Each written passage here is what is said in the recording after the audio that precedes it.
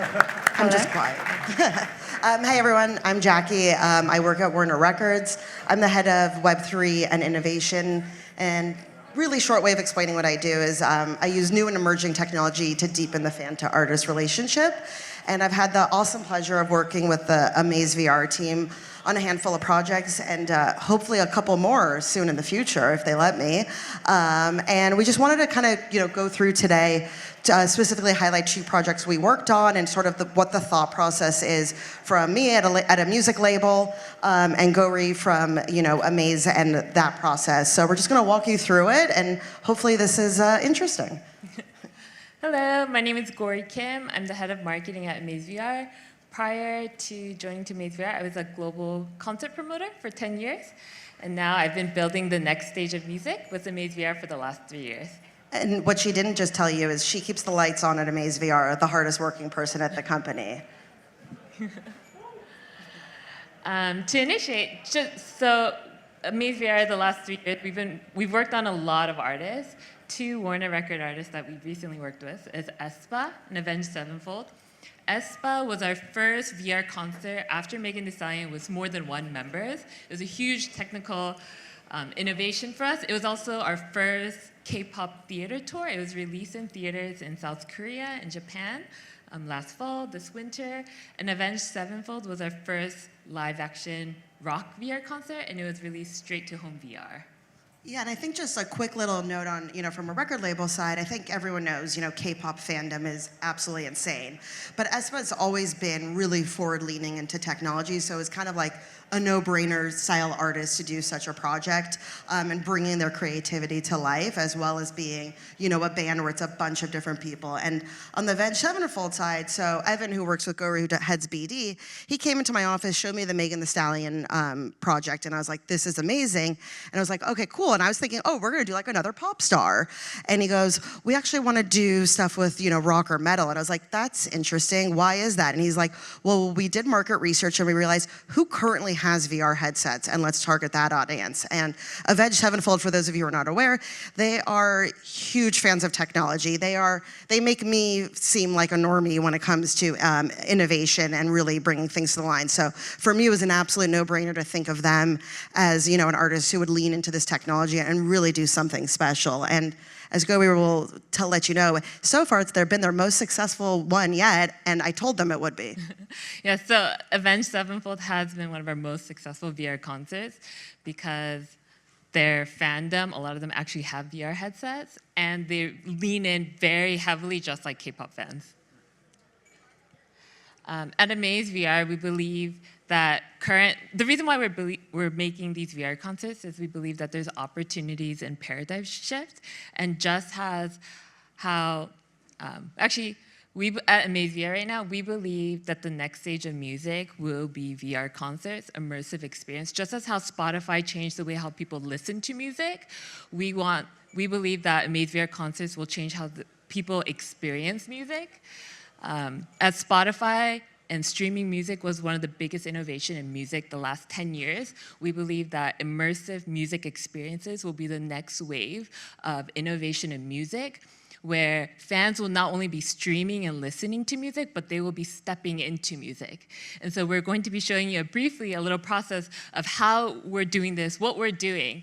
And Warner Records, we've been working together. This is a perfect example of how we're building VR concerts that are part of the artist promotion cycles with their entire, from releasing new music to how they promote, because we believe in a future, just like how music videos used to be an important tool of how artists break out and introduce their music. It maybe was the first touch point of how artists gain a fan. We believe that in the next coming years, artists' immersive music experiences will probably be the first touch point where people experience, live in their music, then purchase an album, then go to a live tour.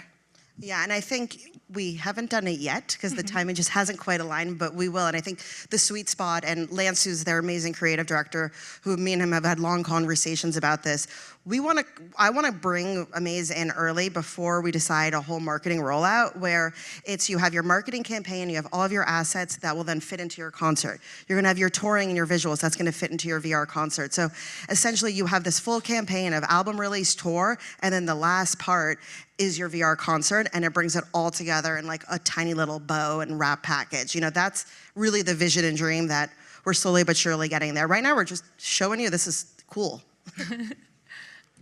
So this is just a glimpse, we'll show you a brief promo video that we made with Avenged Sevenfold. Oh, sound up. Get your CD players ready and your VH tapes prepped. Join us in the metaverse, let's go. Dude, I can't do this. When we got this opportunity, we thought it was a new way to experience an artist. I've been playing around with VR headsets for a long time. This is another way to interact with the fans. Unless you've ever put on the headset and seen an amazing video or something, you don't understand how truly amazing and how close it brings you to real life and to the artist. You come into here, you realize that you're around a bunch of like-minded people, innovators, futurists, and once you start participating in this stuff, you're like, we're at the forefront of all this stuff. Visually, what I am the most proud of was the flowers and cutting between scenes in Mattel. To be able to kind of walk around in there and see the flowers kind of growing, be cutting to an individual and then back to the band, I think it's pretty compelling. It's fun to play nobody, and the solo is impossible to play live. I'm excited to share the flaws and idiosyncrasies with the audience. They're always looking for, mortality. Mattel is probably the one that I'd be most excited to get across. Everybody has a moment to shine in it, to show the musicianship, as well as the song itself lends itself to a painted picture like we are putting around this live performance in this VR thing. That's what sets us apart and always has throughout our whole career. The genuine camaraderie we have as a band. From on stage, I think people get that. But to see it as close as possible and have it feel like we're there with you will bring a whole new sense of the passion that we bring to what we do. I just have so many friends that are in this world, and once they see Avenge doing this with these amazing graphics, it's going to be quite the ride.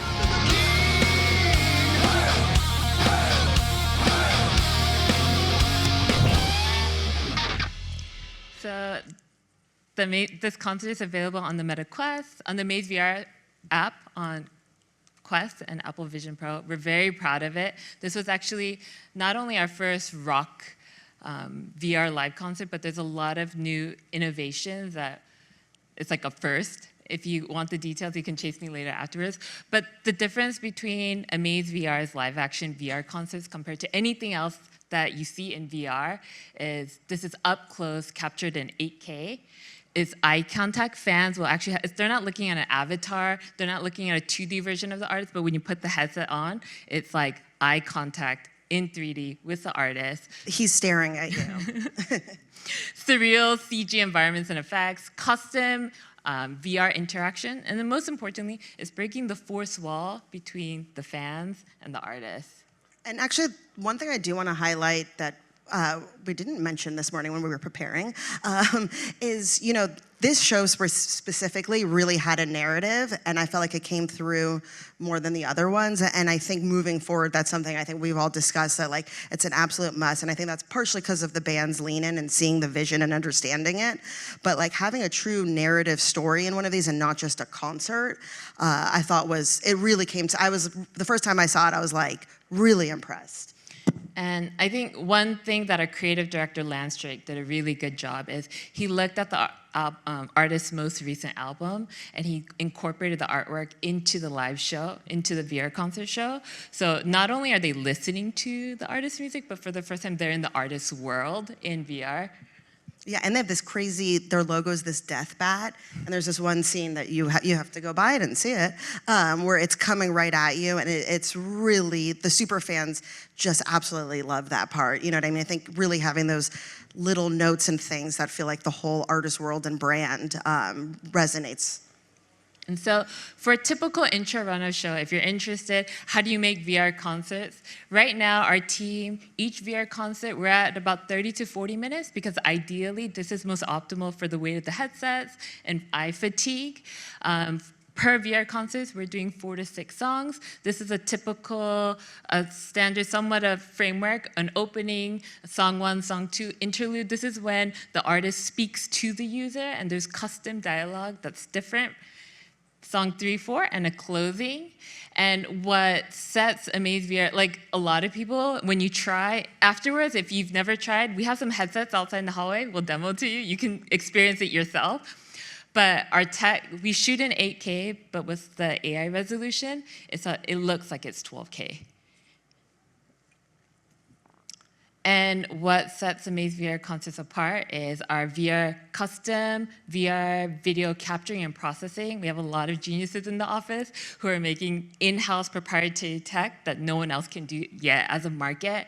Unreal Engine-based VR VFX and AI modules. So when I first joined the company, Megan Thee Stallion was our first VR concert. It took us 3 months pre-production, 6 months post-production. Now we're down to depending on the show, 2 to 4 weeks pre-production and 6 to 8 weeks post-production. And we've decreased costs by over 10-folds already within the last 1 to 2 years.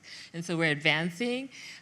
If you're curious about, there's a lot of geniuses at our company that I can introduce you to. I saw some of them at work. It was very impressive. And they have this, what's the camera called? That crazy, like there's only like 2 of them in the world. So we shoot with a robotic arm, a pre-programmed robotic arm in 1 take.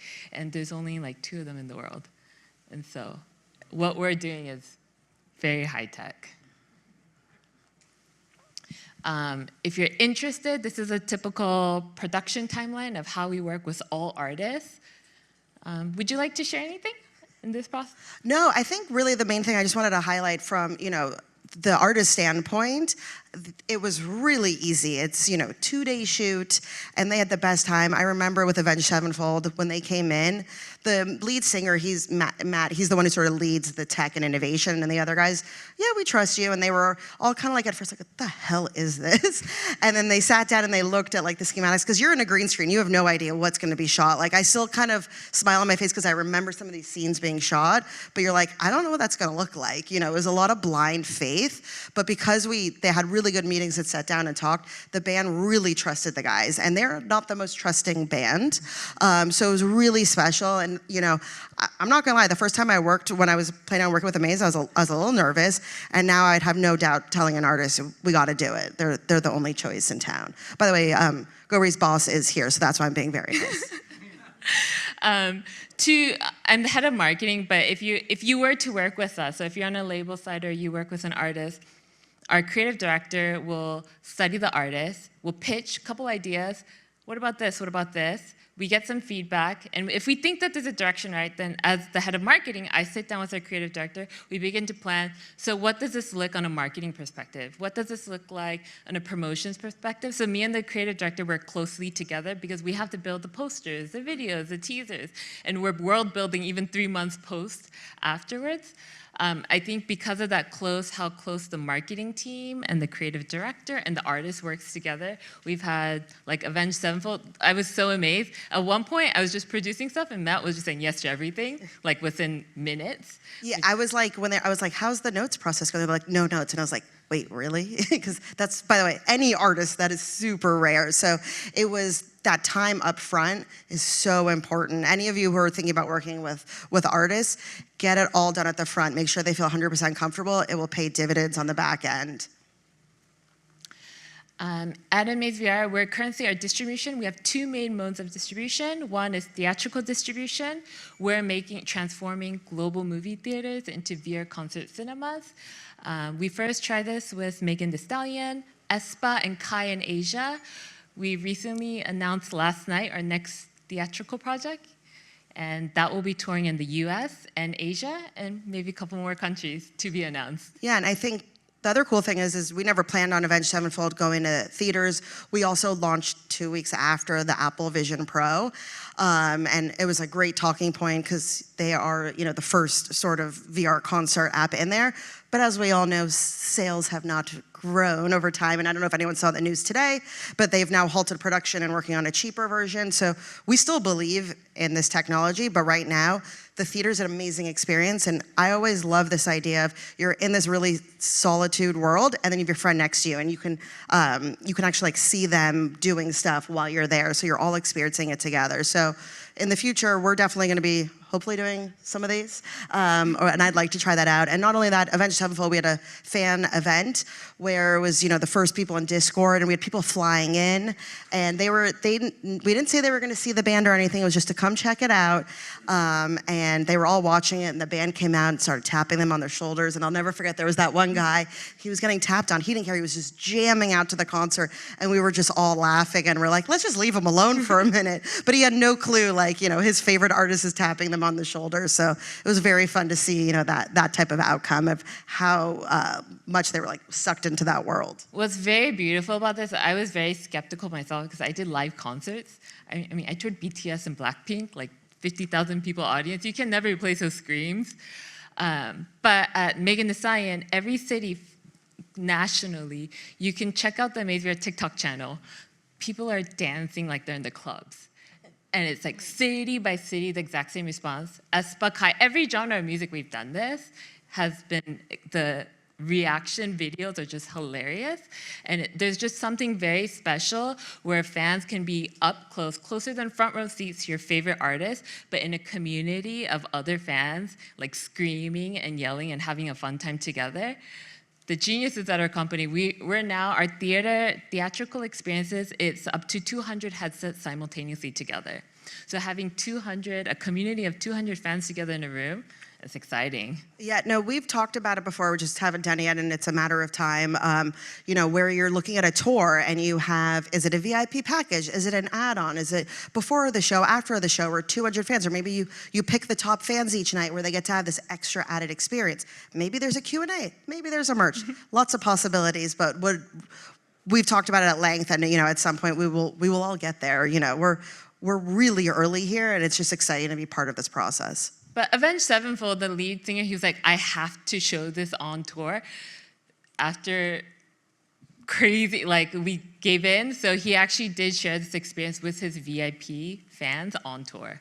So that was a special add-on we did just for the North America tour. For online, funny screen, but currently we're releasing, after theatrical distributions, we release online on the AmazeVR concert app. Currently, most concerts about $12.99, and fans can keep it forever and rewatch it as much as they want. We're currently available on Vision Pro, MetaQuest, and Pico, and more coming soon. This is AmazeVR. We're still startup. This has been our lineup most recently. Avenged Sevenfold is what me and Jacqui worked on together. aespa is being released on home VR later this year, and these are some of our other artists coming soon that you can be excited about. So we'll just share some more. When we were discussing our presentation, we always think it's important to say, what didn't work? This is new technology. Things don't work.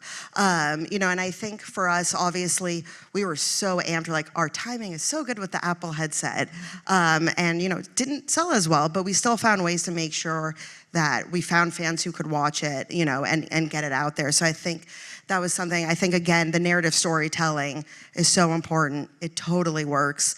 Wasn't a struggle for me, but a struggle for AmazeVR is our legal team was really difficult.